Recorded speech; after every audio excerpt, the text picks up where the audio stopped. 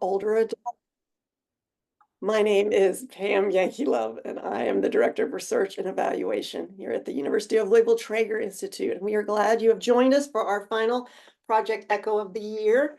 And if you haven't yet subscribed to our email list, please go on and use your phone and take your camera and point at that QR code and see if you can bring up the form to be able to join our email list. This particular Project Echo is in partnership with the Kentucky Coalition for Healthy Communities. We ask that you go on and keep your video on if you can. It helps us kind of build a learning community in our Project Echo Care of Older Adults. We do ask that you go on and mute if you can. And then we do ask if you have a question or a comment, please you raise your hand or use the chat feature, or you can even unmute. If you're having difficulty with your sound, please go on and check your system. You can go on and check on that by using the little carrots to the left of your screen to go on and check your system. And if you get dropped off, you can always use the, I think there's a phone number on the calendar invite that tells you how to call in. So we do ask that you go on and add your name and your organization to your little video square. Now, I thought that I had already done that, but I have not. You can go on and click on the little 3 dots in the corner of your picture, and then you can go on and rename and add your organization, as I am doing so, if I can spell correctly. There we go. All right. Or what you can do is you can go to the participants, which is in the lower portion of your screen, and go on and click on more, and then click on rename. But it just helps for everyone to kind of get a sense of who's in the room and what organization you're a part of, so that we can start, reaching out to one another beyond Zoom meetings and Project Echoes. So if you're unfamiliar with the University of Louisville Traeger Institute, our mission is to help individuals optimally age, something that we all want to do throughout our lifespan. We are a workforce development hub. We are supported by several HRSA grants that are all about developing the workforce, both incorporating geriatrics into primary care, as well as incorporating behavioral health into primary care and paraprofessionals. We at the Traeger Institute are very interested in clinical practice transformation, trying to make the systems that we work in and the healthcare systems that we work in actually be more age-friendly and trauma-informed. We also are interested in transforming our communities, because we live in our communities. We come to the healthcare offices just a few times a year, and so we want to be able to effectively change all of the environments that have an impact on our health. Now I'm going to go on and pass this over to Mona Huff, responsible for the Kentucky Coalition for Healthy Communities, and she can share the mission there. Okay, Pam, Barbara's going to do this today. Oh, okay. All right, Barbara.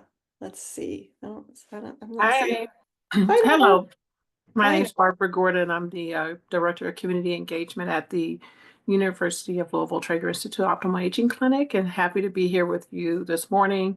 The Kentucky Coalition for Healthy Communities partner with U of L Traeger Institute and this initiative, Project Echo Care of the Older Adults, and we're here today as a partner, but also to fulfill our own mission. Our goals are to create community support systems for older adults in partnership with existing local coalitions and organizations, and to facilitate the development of the workforce that work, primarily with older adults, but also across the lifespan. We're concerned about community members, wanting to empower them and their communities to become healthier. Thank you. Thanks, Barbara. So our Project Echo Care of Older Adults is focused and guided by the age-friendly healthcare systems of IHI, the Institute for Healthcare Improvement, and the John A. Hartford Foundation. So there's a movement across the United States and healthcare systems become more age-friendly. And to be more age-friendly, there are 4 pillars that we should be focusing on. What matters most to the patient, being able to look at the medication that the individual is on, trying to reduce those high-risk medications, and making sure that those high-risk medications or any medications that an individual is on matches what matters most to the individual and the patient.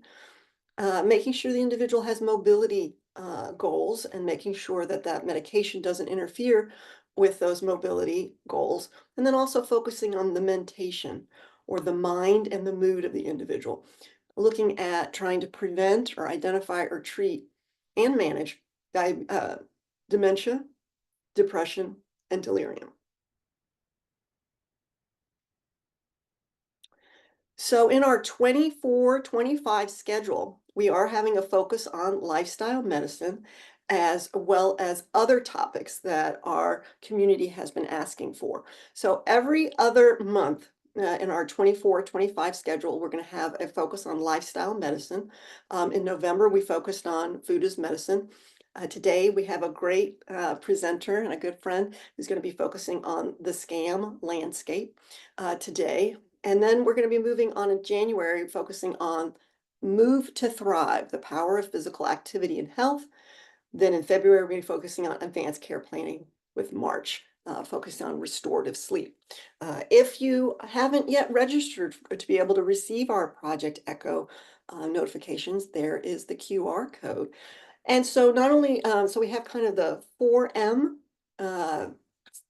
framework of age-friendly healthcare systems that's overlays all of the topics that we're going to be going through in this academic year. So we have a lot of good things planned, and I know that Justin and team is working on other things post-March. So if you're unfamiliar with Project Echo, it was founded by Sanjay Arora, who is an MD, and he founded it in 2003. And there are hundreds and hundreds and hundreds of Project Echoes around the world. And the idea is it's a tele-mentoring platform. The idea is not to move patients, but to move knowledge. It's trying to create capacity at a local level. And in each Project Echo, there's some case-based learning that happens, usually in the form of a didactic followed by a case, and then the whole community tries to help one another learn all and teach all. And in our Project Echo, we're really focused on interdisciplinary team-based care. So everyone in our community is very important in the way that we both help each other absorb the information, utilize the information, and apply the information both to a specific case that we're going to be talking about today, as well as to our communities.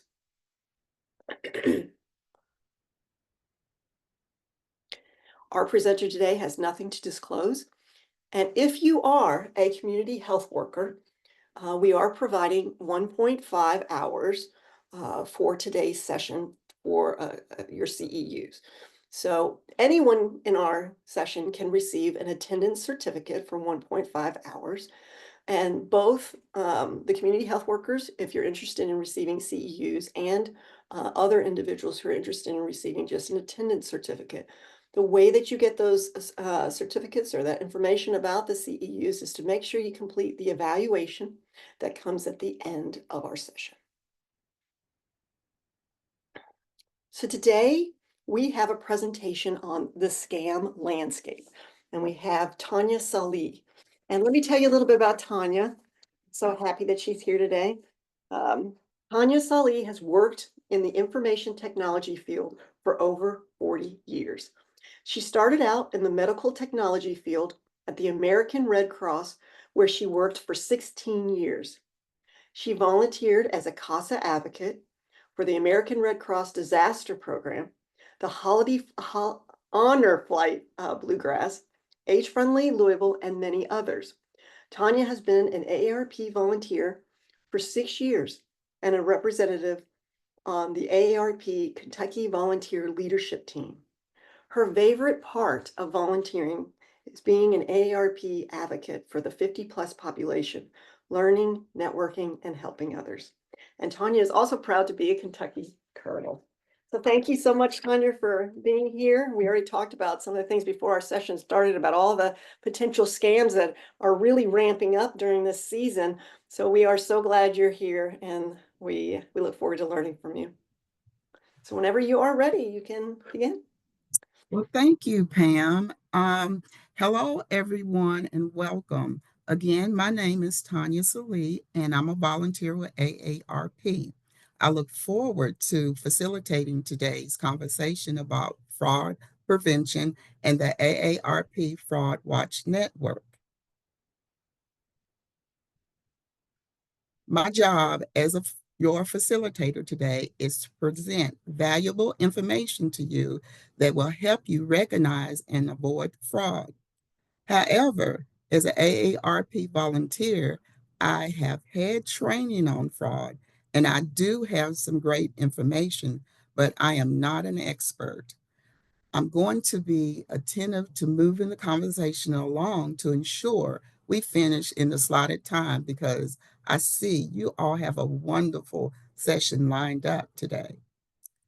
Scammers steal billions of dollars from unsuspecting consumers every year. The impact on victims and their families can financially and emotionally be devastating, especially for our older Americans. AARP have created the Fraud Watch Network to empower consumers to spot and avoid scams, and to prevent and support and guide victims and their family when fraud happens. In addition to attending this session like today, you can find wealth of resources at aarp.org/Fraud Watch Network. That's all one word. Some of you might be asking, why is AARP engaged in this? Well, you might know that AARP began 60 years ago when its founder, a retired school principal, Dr. Ethel Percy Andress, discovered one of her former teachers was living in a chicken coop. She was appalled that the woman who worked all her life couldn't even afford a place to live. So she founded AARP to protect financial security for older Americans. Fighting identity theft and fraud is part of the core mission. So today, to help you protect yourself and your loved ones, we're going to look at fraud trends, understanding how fraud out there and what it looks like, challenging the narrative, how we talk about fraud matters, words matter, prevention, knowing and practicing prevention. I have a problem with the S words, and we're going to avoid the targets. And we're going to go over some resources, how to access and share up-to-date tools and resources about fraud identification and prevention, and where to go if someone you love have become a victim.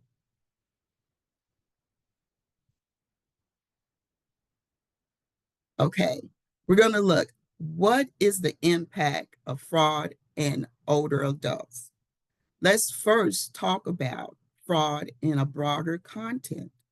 We find that the term fraud and elder financial expert, I am having such a hard time today, are often used interchangeably. It's important to understand that elder financial exploitation is broadly a form of financial exploitation against older adults, and the perpetrators can sometimes be victims trusted, or it can be a stranger.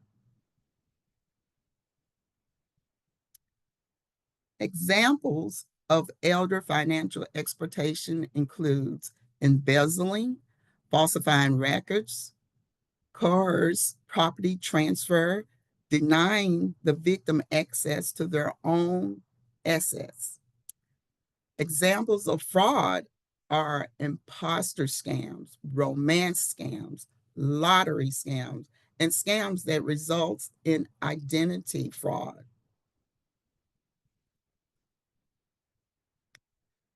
We now know through our consumers outreach and work and our research that most people believe that scams only happen to older adults. The reality is that younger adults report losing money to fraud more than older adults. and a reminder that scammers know no boundaries and they target everyone.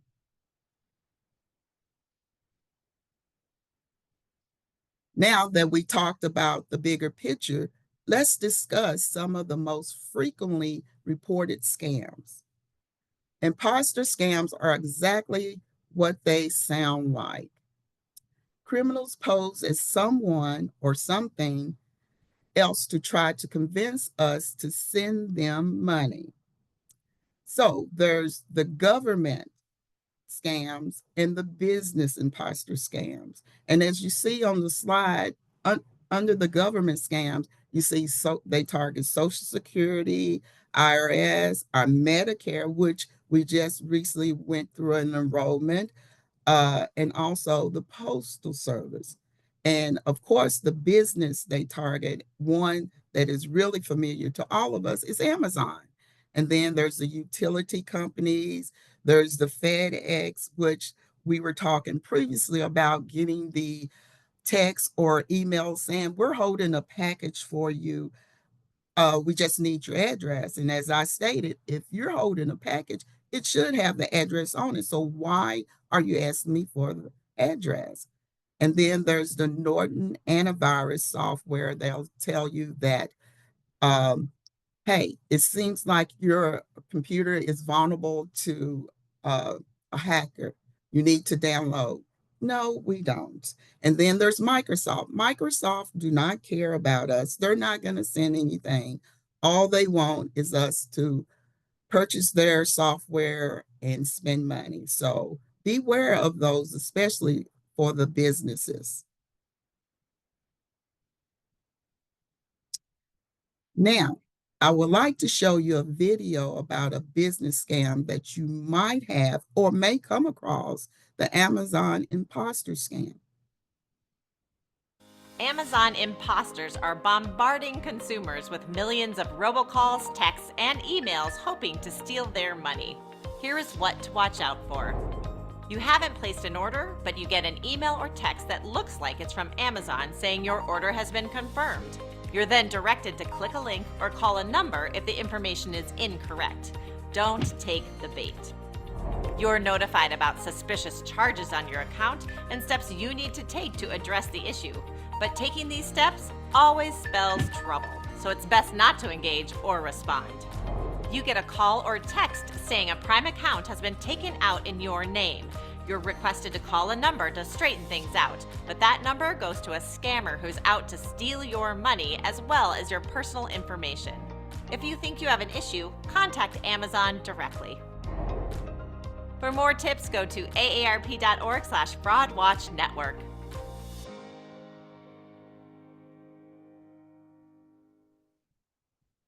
Amazon. Okay, another type of impersonation scheme, but in a category of its own, are sweepstakes and lottery scams. Who wouldn't want to go on a dream vacation with win thousands of dollars?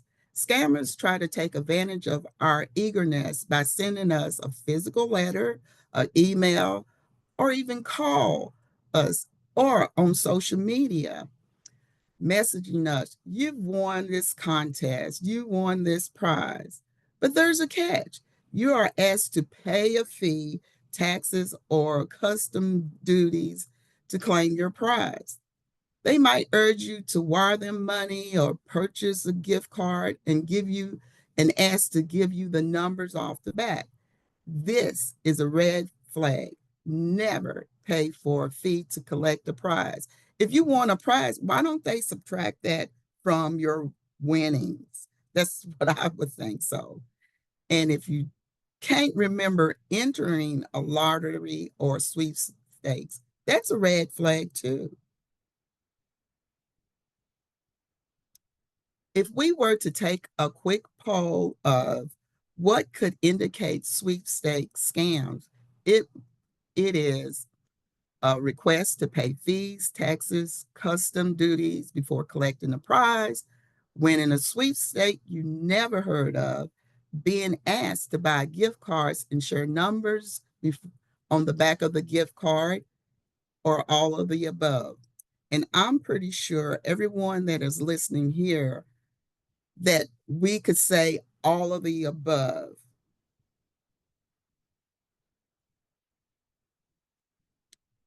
Next, we're going to talk about online dating and romance scams. It's common to seek out connections online. Lots of people meet friends and potential love interests online through dating sites, social media, or even mobile apps. Be wary of strangers online. Even if you're not exploring a romantic interest, scammers can lurk anywhere. Red flags may include someone wanting you to move to a different type of communication. They don't want to meet you on Facebook. They want you to meet them on a personal communication. A romantic interest professing, saying, I love you. You barely know me. Why you're telling me you love me? Excuses for not being able to meet in person. If someone can't meet you in person, I would be a little leery. What are you hiding? Or an urgent request for money. We've just met and you're asking me for money? No. Or something that's new is cryptocurrency. So they tell you, come on, let's invest in this cryptocurrency. No. Meeting people online can be a great way. We're not saying that meeting people online is not good, because you can find companionship, but be conscious of who you are meeting, who you are talking to online. Let's take a closer look at an online romance scam. Meeting a romantic partner online can be great, but it takes an extra dose of skepticism to stay safe from scammers. Here are some warning signs that a romance scam is underway and the person you are talking to wants more than your love. You meet someone online, and after just a few interactions, they profess strong feelings for you. Proceed with caution, especially if they want to take you off the site where you met and chat only by text or another platform. Here's another red flag. Once they gain your trust, which may take months or even years, they might share a hard luck story and ask you to send money or perhaps a gift card to help pay a bill. Don't send any money or buy gift cards at their request. If you do, they will keep asking for more. Con artists have latched onto gift cards as a convenient form of payment in their scams because they are virtually impossible to trace. For more tips on how to spot romance scams, go to aarp.org/fraudwatchnetwork.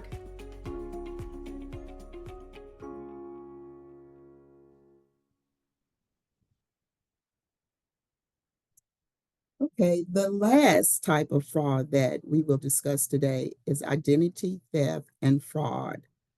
Identity theft occurs when someone obtains another person's personal information, such as a social security number, address, birthday, or bank account information. And a fraud is when they are using this information for illicit purposes. Some of the things that you could do if you feel that you have been compromised with identity theft, you can freeze your credit, look at the annual credit report, that's all one word.com, for information on how to do so with all three credit agencies. You can set a unique password. You can set up electronic access to all of your online accounts with a two-factor authentication. And keep up with your electronic device systems up to date. Installing updates often has security fixes for the software that you're using. If you feel your identity have been compromised, visit identity theft, that's all one word, .gov, to report the fraud and find out how to create a plan for recovery.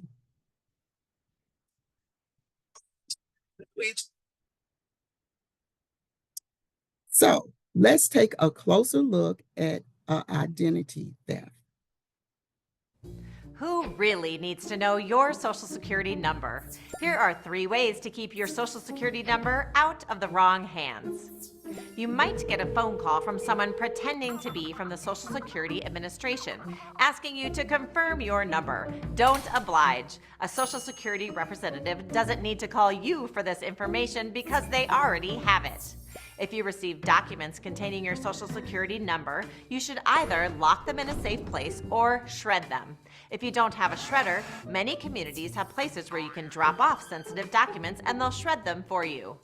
Don't be afraid to ask, do you really need my Social Security number? There are organizations that do require your number. Your employer is one of them. But others might ask for it and they don't really need it, such as your doctor's office or the dentist.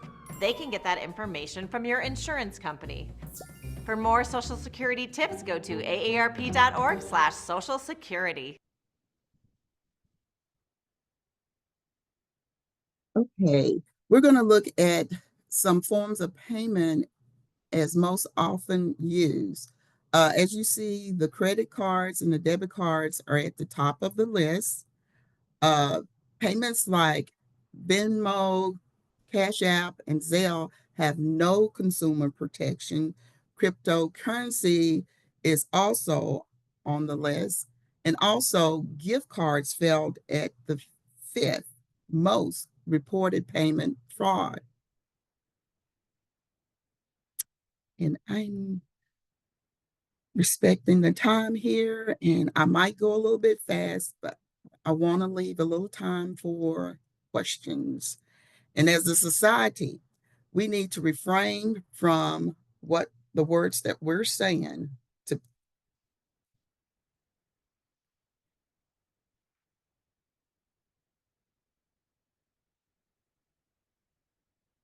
Okay. Next slide. How we react to crimes. There's the violent crimes and there's the financial crimes. For violent crimes, we should show empathy. The crimes and the criminals are scary to us, but the financial crimes, we blame ourselves. However, you could fall or you call yourself an idiot, or, we talk about ourselves when we are susceptible to a fraud crime. We need to change our wording. How victims talk about themselves. I can't believe I fell for this. And again, we call ourselves stupid, and we should not do that. We are the victims.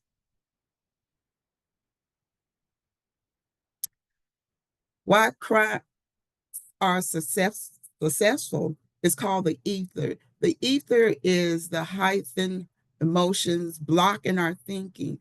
And what they do, they get us in like the angry mode or the excitement mode or the fearful mode. And once we get in that mode, we're unable to think logical. So the illusion of invincibility. What we do is we'll say, I cannot believe I fell for that. Or this only happens to older people. And then victims, as we're our victims, we say, we should have known better than to fall for something like that. We are so hard on ourselves, and we shouldn't be. So we need to look at flipping the script. Instead of saying we're stupid or we shouldn't have fell for that, say it's not our fault. Fraud is a crime, and I'm sorry that you endured that. We should tell people those type of things and saying that we're stupid. And that way, if we do that, we can get people to not be ashamed of what happened to them and get them to start reporting their scenario to people or getting help.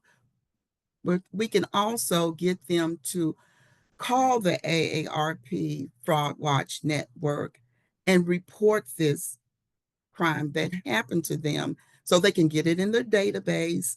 So when someone else calls the Fraud Watch Network 800 number, they will already know this is out there and this is happening. And they can tell the person the things that they need to do.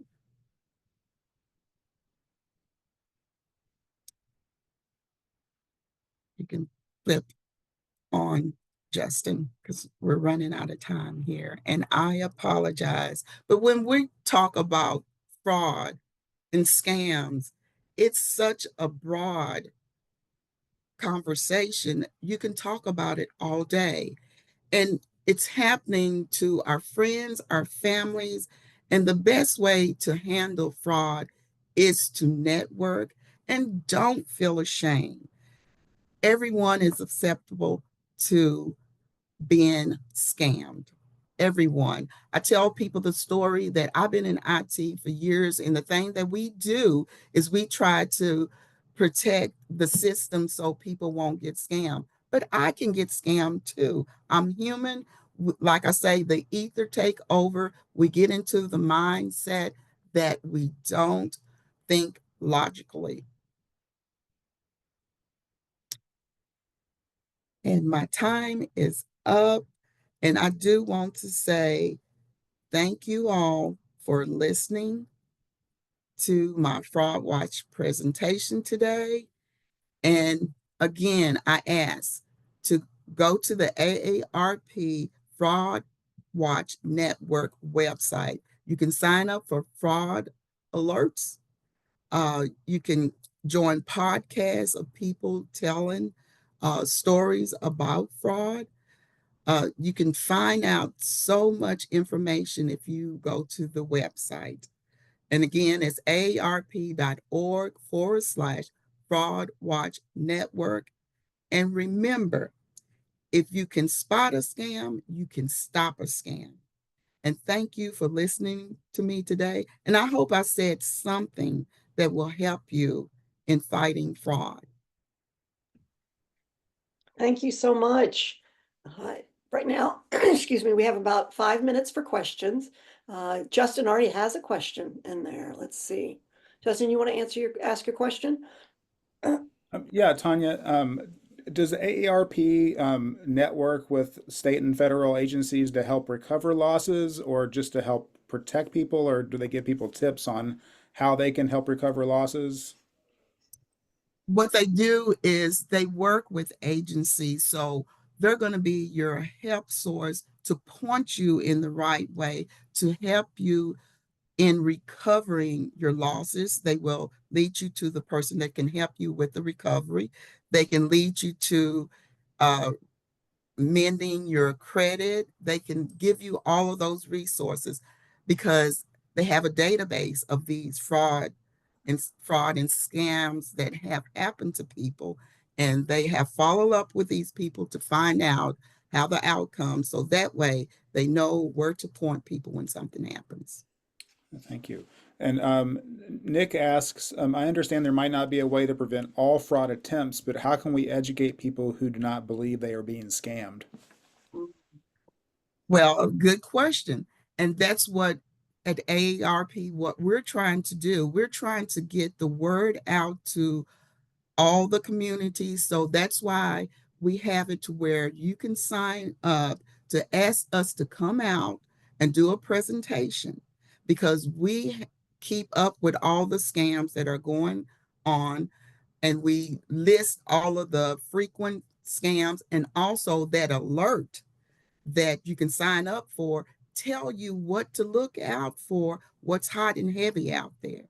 So we will be glad to come in and do a presentation. And the alert is great. You should sign up for the fraud alert.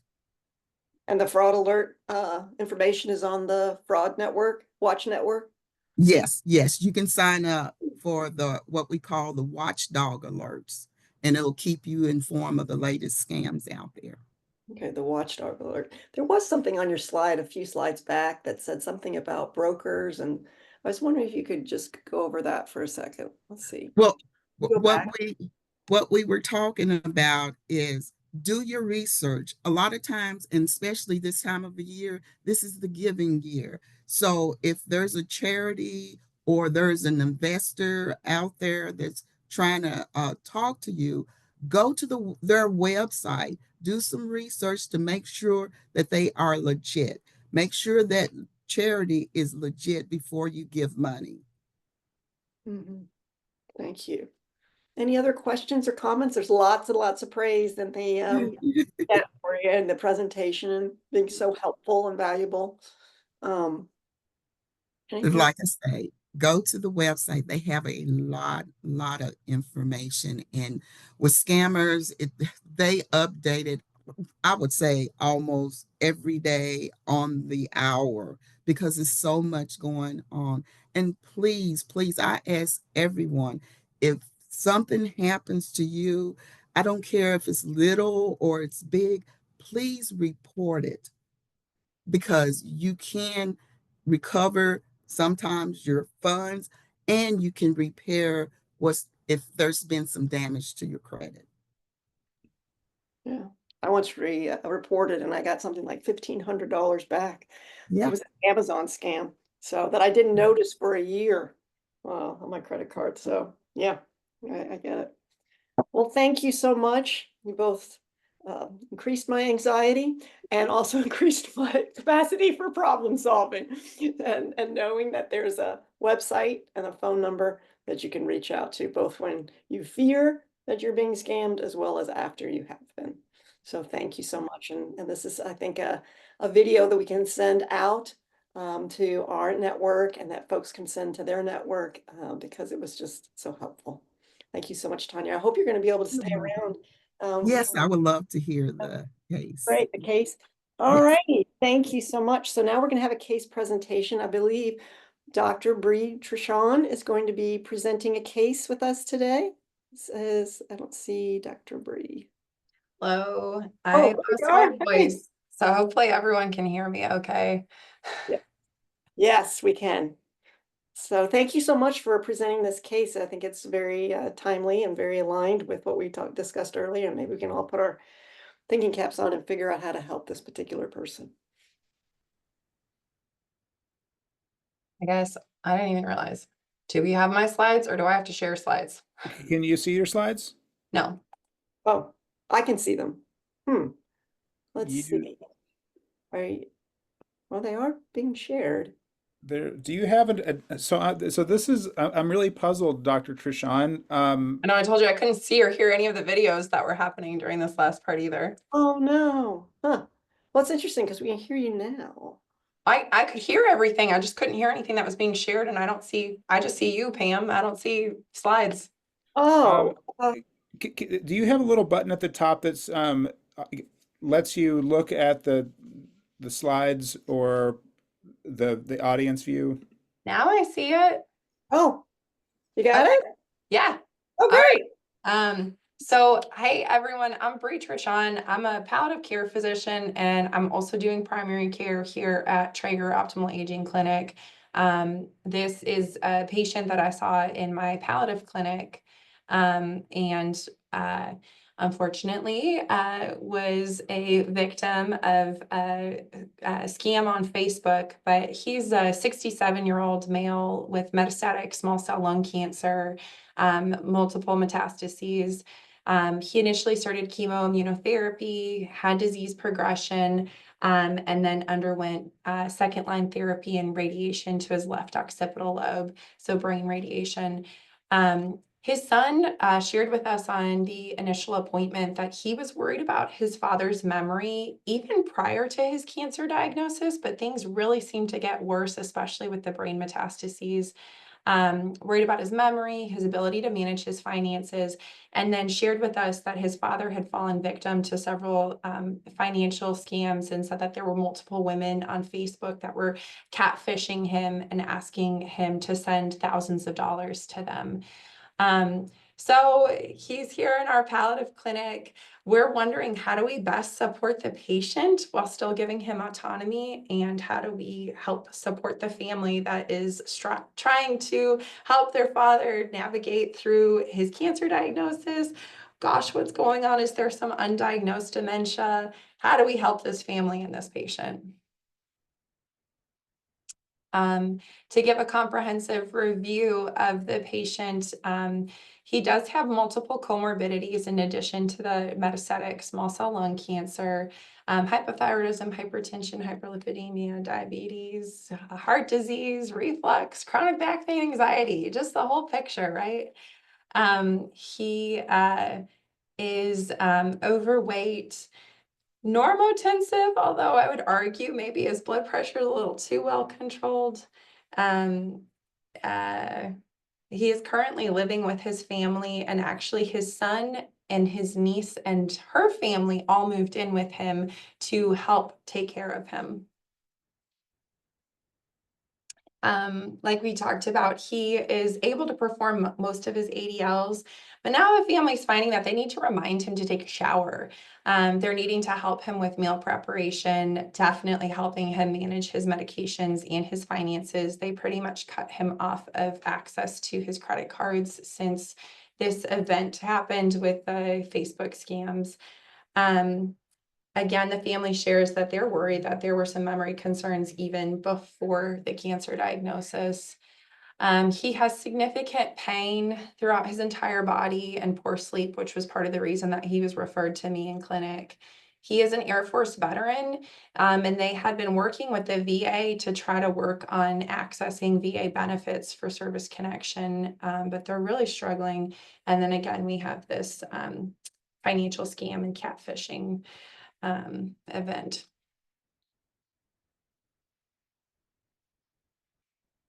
He has completed a living will that names his son and his niece as his healthcare surrogates.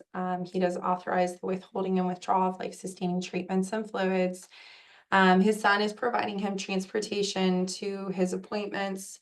And like we talked about, they're in the process of trying to figure out VA benefits. His son's asking about Medicaid. They're definitely struggling with all of his medical bills. No alcohol use. Unfortunately, still smoking. He initially quit smoking cigarettes at the time of diagnosis, but is back up to a pack a day. He does use a lot of marijuana. It helps with his pain and his anxiety. He's smoking quite a bit of marijuana, but it helps him. He says that he's Christian, but he's not particularly religious or spiritual. He is retired. He used to work third shift at Ford factory, which impacts his sleep because he still tends to stick to that third shift schedule. He's not married. Again, we talked about he lives at home with his son and his niece. They moved in with him. They're helping with medication management and getting to appointments. Definitely concerned about mobility and falls. He's using a cane and a rollator. There are multiple steps to get into the house, but they are trying to make the house as accessible as they can for him. He's got his bedroom on the first floor. He is requiring assistance from family members. Again, those reminders to take showers. And they do just kind of generally describe that the house is a little bit chaotic. There's his niece's family with young children, different schedules, and everybody's just trying to make ends meet to help take care of our patient. Thinking about all of the different care providers at this point, unfortunately, I think this happens a lot in our patients that get a cancer diagnosis where he was previously seeing a primary care physician and they kind of take a back seat when oncology comes on board.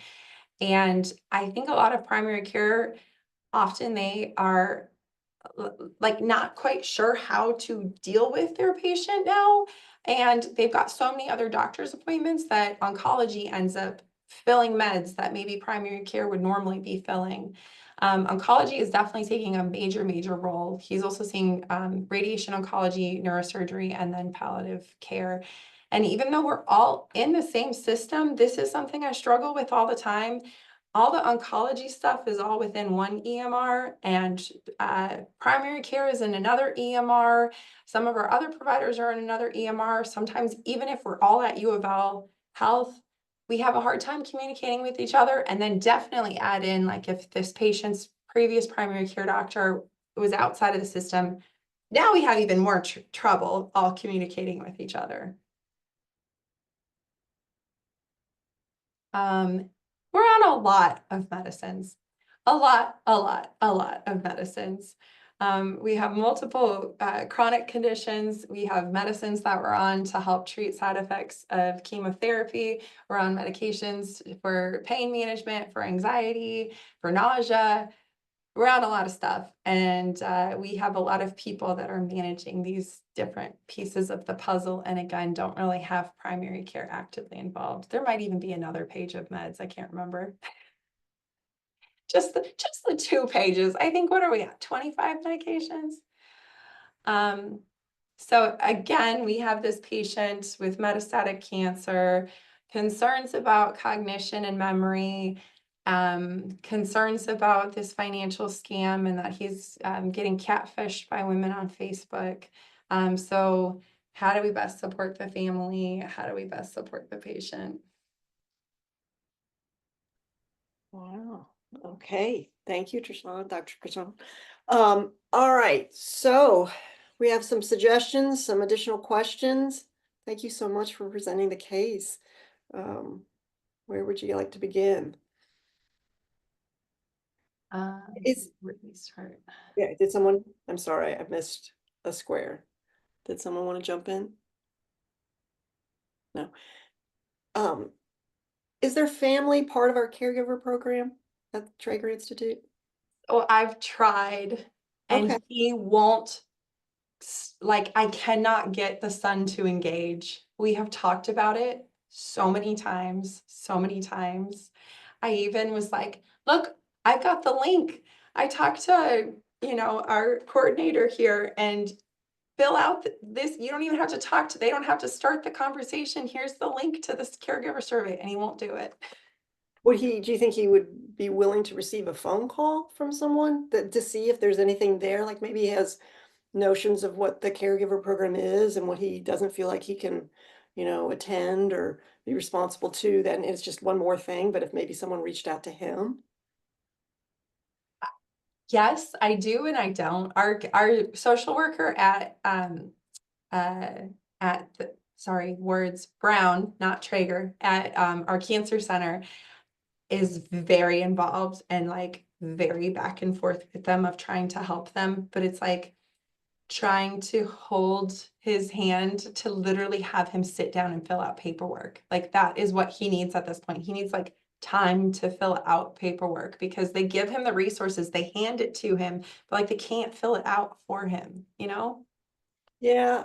Sometimes I wonder if maybe he might need a community health worker that could get him going because there's just too much paralysis and all the things that he thinks he has to, accomplish. It might just be too overwhelming for him, and he just needs to, someone to help him initiate some things, and then maybe he'll find his way. I can also share that if there's something related to benefits, we might be able to VA benefits. We might be able to get it the right way, right space. My husband just retired from the VA after 33 years, worked in benefits. And so he has helped a few people today in helping Beth Pace, and probably can help Jennifer Montgomery too on learning how to help people get benefits, even just directing people, just even 3 little things they could share. Yeah. So I can share that with Sam, and Sam can put that in the recommendations, and we can do that. Thank you. Yeah, I can add that to the recommendations if you send information to me. Yeah, so other comments? Let's see. There was a question, there's several questions, I'm sorry, let's see. Oh, there's Amanda who said that she'd be willing to reach out as an intern from the Family Caregiver Program. Well, thank you, Amanda. And there's another Amanda Benjamin. He is on pain medicine for cancer-related pain. And so Narcan is just standard protocol anytime that we're prescribing opiate pain medicine, that we're going to prescribe Narcan. So not an opiate use disorder, like very appropriately prescribed opiate pain medicine for cancer pain. Okay. And Paul, did you want to jump on and ask your question if you're able?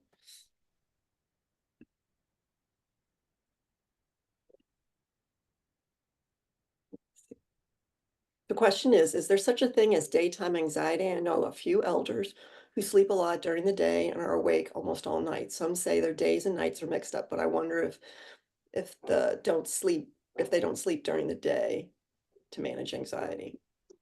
They don't sleep during. Sorry, I just started washing my hands when you said, Paul, do Oh, you that's know? okay. That's okay. It's certainly not scientific. It just I just don't find it satisfying when people say they've mixed their days and nights up. I just don't find that helpful, and I just think there's got to be something more to it than that. Yeah, and I will say, like, this is like not even mixed his days and nights up. Like he's somebody he's like, my literal entire life I've worked at night, and so I'm up at night, and so like it's not really mixed his days and nights up, but just like he's like, that's just the schedule I'm on. And then his son that he lives with is also on that schedule. So then when he comes home from work, like they're on the same schedule now too, you know? Yeah, yeah. Is there any ideas that we have to help with, is there still need in the scam space? Is there still, is the family on the watchdog list? Are they familiar with the AARP fraud network? I'm not familiar with the AARP network before this presentation, so. Okay, well, that's great. Thank you, Tanya. All right, so there's that approach that we could use. There's also, is he doesn't have his credit cards? Does he still have access to his bank accounts? Things like that. Are they concerned about that with the I don't know the level of detail that they've cut him off of things, but they've cut him off of like almost everything while still like allowing him to be able to purchase, like to like, I don't know how to like best say it, but like to like allow him to still be able to get the things that he wants, but he doesn't have access to things directly. Does that make sense? Yeah, yes. I don't know if he is independently purchasing or if. I think they're more helping him. Like he says he wants something and they get it for him. Okay, all right. So there's no need for like alerts for large sum purchases or something like that's coming out of a bank account or a credit card or anything like that. Okay. This is Laura from Fraser. I have mostly a question, but maybe might lead into a suggestion. It sounds like he has a couple things that could be affecting his cognition from a rehab standpoint. He's got mets to the brains that have had treatment. He's also been on chemo for a while, which chemo brain is a thing that can impair our judgment and thinking. And he's also on a lot of medicine. Has anyone ever offered him like any type of cognitive evaluation, like speech therapy or neuropsych testing? Do we think he would be open to that? And if that showed deficits, would speech therapy be a good avenue to help empower him to work on some of those thinking skills so he could regain a little bit more of that independence if appropriate? Yeah, I think those are great suggestions. And I've actually got follow-up coming up with him. I think it's either next week or the following week. So I know it's tough to get in for neuropsych testing, but it's like, you know, putting in a referral for therapies can be a bit faster. Yeah, well, I will tell you that especially here at Traeger, if they're willing to come here, my speech therapist has a pretty open schedule right now. So Yeah. It's whether the patient is willing, in my opinion, that's going to be the barrier, because sometimes that can be very personal and it's tough to have your cognition questioned, and some people are really sensitive to that. Yeah. From that autonomy question, is there something in particular related to his autonomy that he feels like it's being infringed upon? Or is it just? I mean, the fact that they've taken away his credit cards and they've like had to move in and do all of these things for him. He's kind of frustrated. He's like this like very tough looking guy. Like he comes in and he's like clearly just been smoking cigarettes and he's got his leather jacket on and he's like this Air Force veteran. And he's like, they keep taking away all my stuff. Ah, okay. All right.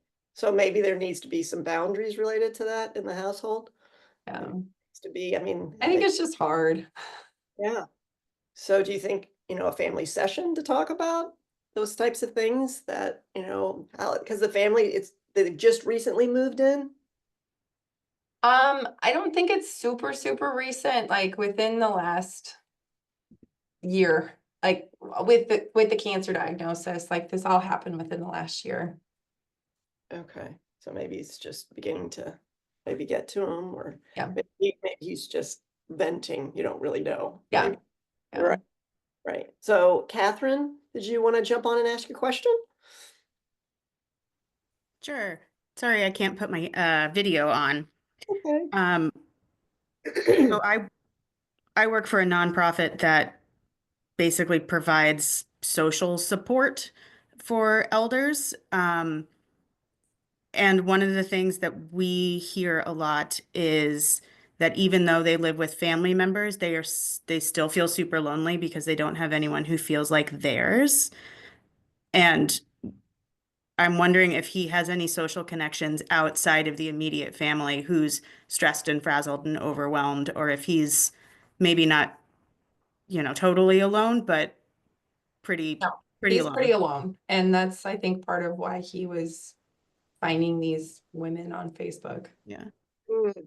I wonder if there are any programs. I'm up in New York, but I wonder if there are any programs that will partner, neighbors or friendship volunteers, or that if you can get them to do the paperwork. I realize that's always a thing. Right. Could connect him with just somebody without it being small group or a support group or something like that, but just Yeah. like a buddy. Yeah. I know, like, we've offered him, like, we work extensively with Gilda's Club for our oncology patients. And I like that they have both in person and virtual options. And then our resource center at the Brown Cancer Center. Not that that's like to have him connected to somebody necessarily, but it's just like, it's like always met with barriers of like, why can't you do this? Why can't you do this? Why can't you do this? Does he have connection to other veterans? I don't really know. I mean, good question. Nikki, would you like to talk about that? Yes. Yeah, So I sorry. would just, oh, did you say Nikki or Justin? I thought it was Nikki who put it in, but Justin might have I something. did, but Justin, you decided go to. ahead, and then I'm chime in after Justin. So I'm going to kind of dovetail with what Pam was saying about with maybe veterans, but also he was in a union if he worked at Ford. And my dad, when he was experiencing his cognitive decline, would have lunch with his union, like guys that he was in the union with. And it was informal, but there might be outlets there for retirees that Yeah. Could give him social support, and then I'll defer to Nikki. Union and VA.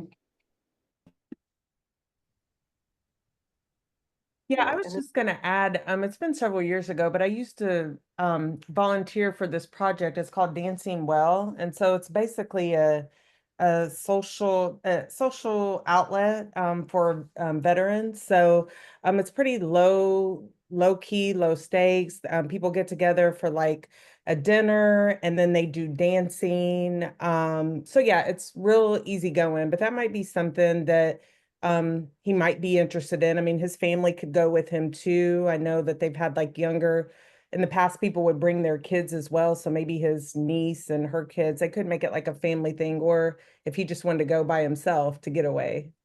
Yeah, that's a good idea. Thank you. Yeah, and I put the link in the chat. I hit enter too quick. I meant to add some context with it. I actually know about this group long time ago when I think it was been around for about 5 or 7 years when I was very much into the dancing community myself. So, and then let's see, Amanda, do you want to jump on and just quickly talk about the friendly visitor before Justin tells me it's time to move on? Amanda, do you want to jump on and talk about? I was just suggesting that, I mean, if he's kind of resistant, I totally understand that, but I was just giving another option because we've got the friendly visitor program that they can jump on Zoom or even just call if they prefer. And they check in with them weekly and talk for a while. A lot of my care receivers that with my caregivers really enjoy that. It seems to kind of put them in better spirits. So just another possibility, but if he's resistant, what can you do? You just may not have found the right thing for him. You know, maybe it's a veteran group, or maybe it's, you know, the dancing group, or maybe it's the labor group, the union. Well, maybe we just haven't found the right thing for them. Well, thank you very much for presenting the case. Clearly, there was a lot of things that we were able to chat about and talk about. I know that Sam, I think, is going to be putting the recommendations together for you, and we'll get those to you. And appreciate that. So now we are going to, oh, Justin, you want to jump in? Yeah, I just want to say that thank you so much for being here. Thank you so much for being part of our Project Echo community. Moving forward in 2025, we are going to have a new registration process.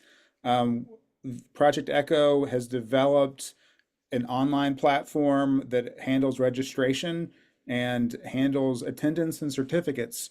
And this is going to be, I'm very excited about this, but there is a slightly different registration process. So I will be sending out the link in my follow-up email, but if you want to, you can create an account now and register for our upcoming series.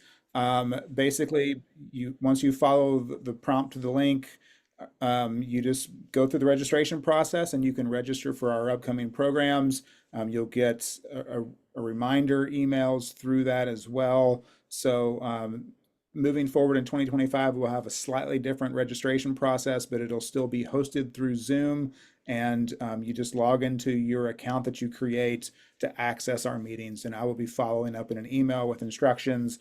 But if you ever have any questions, just let me know. Just know that instead of registering through a Zoom registration link, you'll be registering through the iEcho portal, and I will follow up in my email. So thanks, and hope to see you in 2025. And now I'm going to turn it over to Barbara for the KCHC meeting.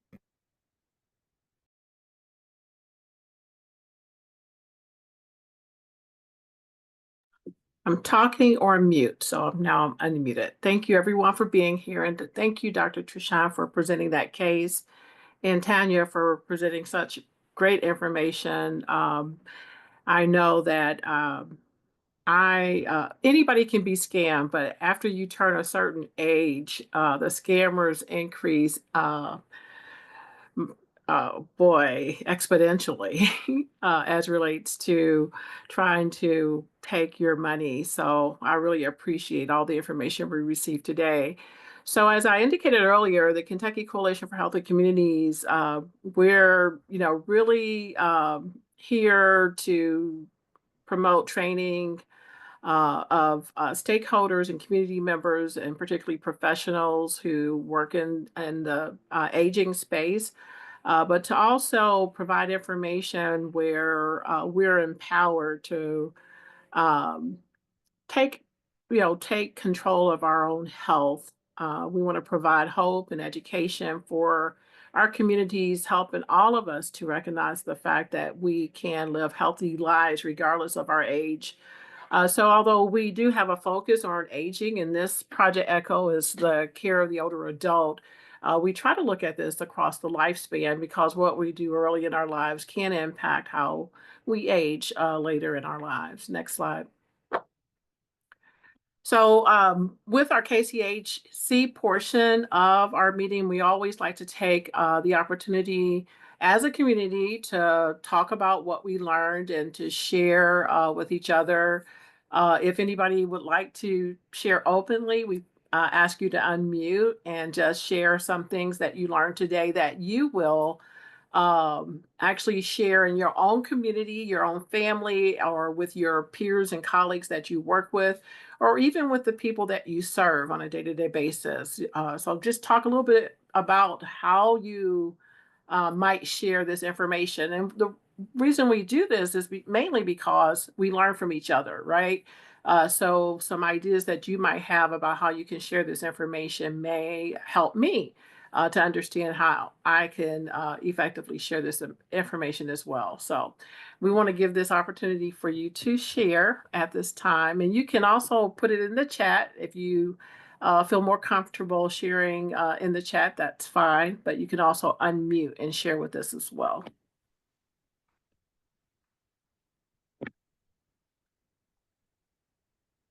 So my name is Lori Eubank. Can you hear me? Hi, Lori. Hey, so I work at the McDowell Center for the Blind, and I'm an instructor for the older blind community that comes to our program. So we have a health education instructor, and I'm going to share this information with her and also the other links.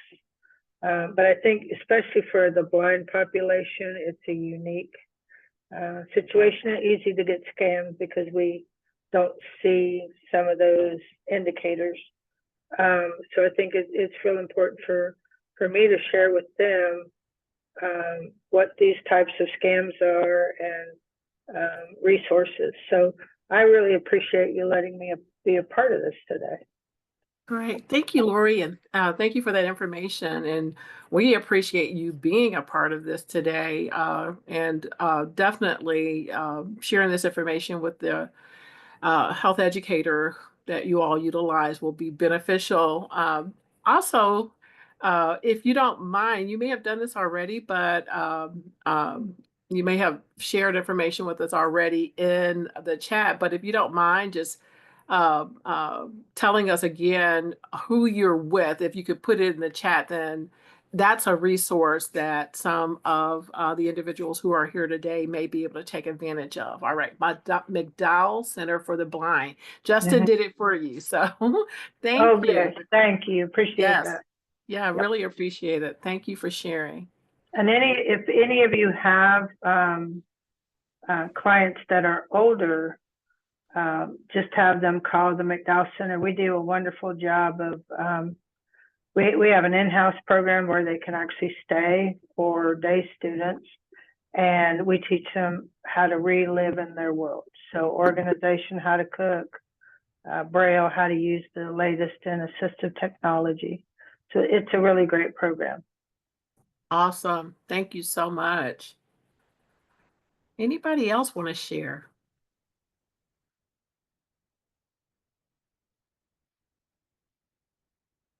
Yeah, I was actually thinking about, because one thing is how even if somebody needs help, if they're not willing to do what needs to be done, like in order to do it, like paperwork, maybe there's like a missing resource for like a personal advocate that can help with motivation with that. I don't even know if that makes sense, but just somebody, I don't know if that's what like a community resource person does.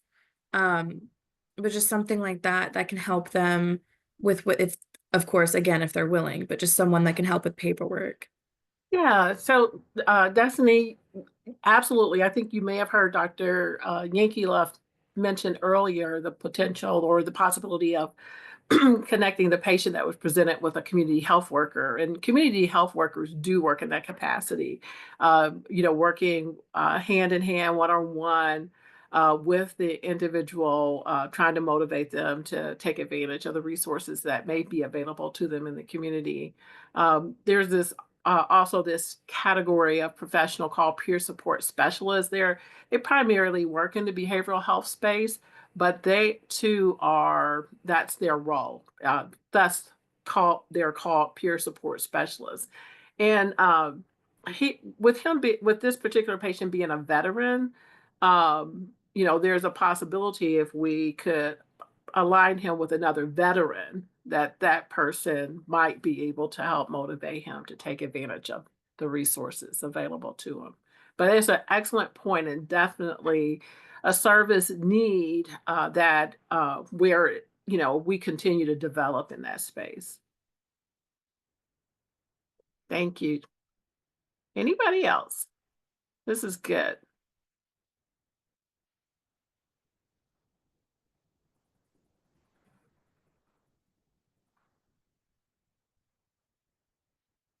All right, Justin, if not, we're going to go on to the next slide. So the other thing that we love to do, and Lori from the McDowell Center already did some of this with us when she was sharing her information, is we'd like to share events that are occurring in the community. We want you to share if you know of any events, outreach events, learning events, training, education, things that may be going on for older adults specifically, but also things that may be occurring in the community that are specific to professionals who work in the field. If you know of any of those things, we love for you to share. You can share in the chat, but also please be welcomed and open to sharing, unmuting and sharing with us as well. This is a good opportunity, like if you're hosting an event and you want people to know about it and want your numbers to be good, well represented, this is a good opportunity to share that type of information.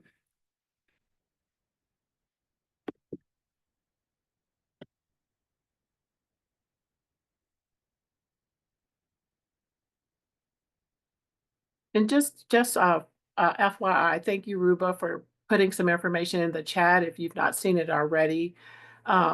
She put a link in the chat, veterans.ky.gov benefits pages is I think I've been to this website before, or I think it just shares with you the different benefits and things that are available to veterans. And Ruby, if you want to unmute and talk a little bit about the link that you shared, that would be great. So it also has, you chose your county, and it has names of representatives with their phone numbers and their email addresses. So definitely that would be, if his son's looking for, see what veteran services are available to him, that would be, the beginning is to contact these people. I'd contact all three. If there's three people in his, county, I'd contact all three of them and see who reaches out first. Mm-hmm. Great. Thank you.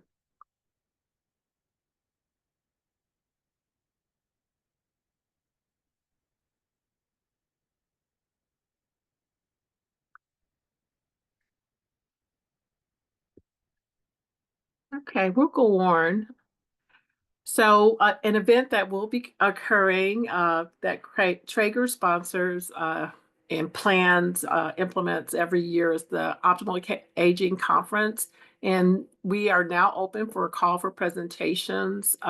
If you've got a workshop, you have some information, a topic, et cetera, that you believe will be beneficial to share at a conference like this, please go to the link that is shared here in this slide, or you can scan the QR code right now with your phone and go directly to the page where you can submit a proposal.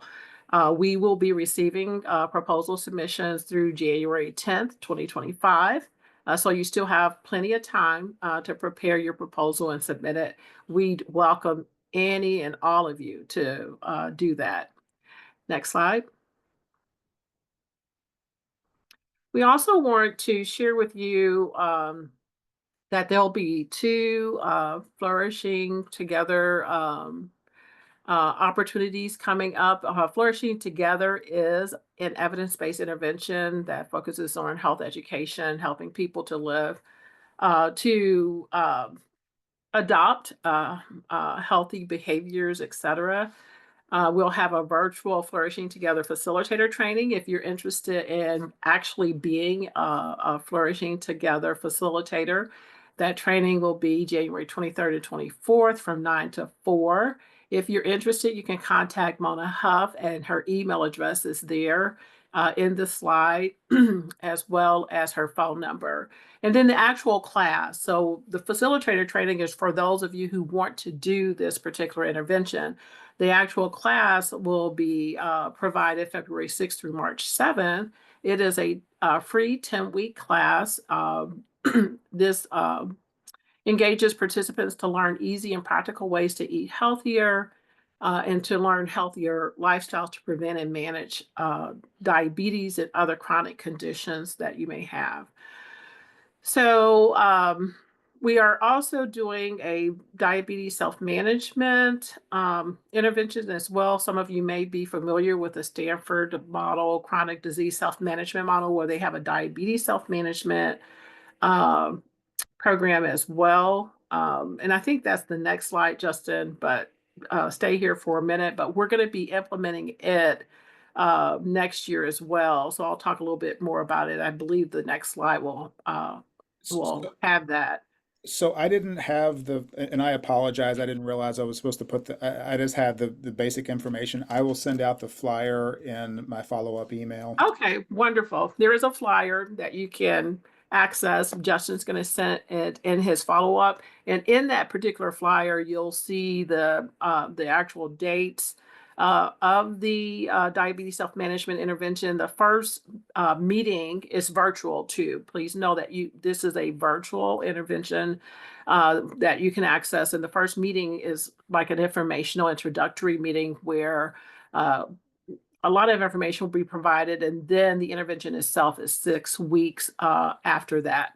And I won't try to guess the dates right now. I think the actual introductory meeting is January 15th, but when he sends the flyer, you'll see those actual dates. And I encourage you again, obviously consider the information for yourself if that's the type of intervention that may be beneficial to you, but definitely think about it as it relates to the people that you serve, your community as a whole, and maybe even family members. We also want you to remember our Flourish program, Flourish Care program at the Optimal Aging Clinic, our caregiver program, as well as our virtual friendly visitor program. Next slide. My Health Matters is another opportunity for health education and support. Often after someone's gone through one of those evidence-based intervention, they just need some continued connection and support in terms of maintaining their healthy behaviors that they've learned and they've adapted in their life. And then sometimes just generally community members, professionals, et cetera, want to be engaged with a opportunity to learn and support each other. And we do that with My Health Matters, and so does yours, every Monday from 6:30 to 7:30. It is it's a virtual opportunity to learn and again, begin to think about, consider, or just manage and maintain healthy behaviors that you've adopted in your life. And you can see the listing here from December 16th through January 27th, the topics that will be engaged in during that period of time. With January 20th, we won't be meeting due to the holiday. Next slide. Walk with a Doc is another opportunity that we provide in partnership with our Eminence Practice in Henry County, and our lead physician, Dr. Moisa, who is with Geriatric and Family Medicine. Henry County Recreational and Services Park, 302 Park Road, Newcastle is the location where folks meet. I believe, is it once a month, Mona? Or I don't think it's on here, but you can. First Saturday of every month. It is Saturday, first Saturday. There it is, the at the very top. I missed it. First Saturday monthly at 9 a.m. So it's every first Saturday at 9 a.m. At that location that I just read off for you. And you can sign up by emailing Mona or contacting her directly. Her email address again is right here in this slide. So you'll receive this information from Justin when he does his follow-up email.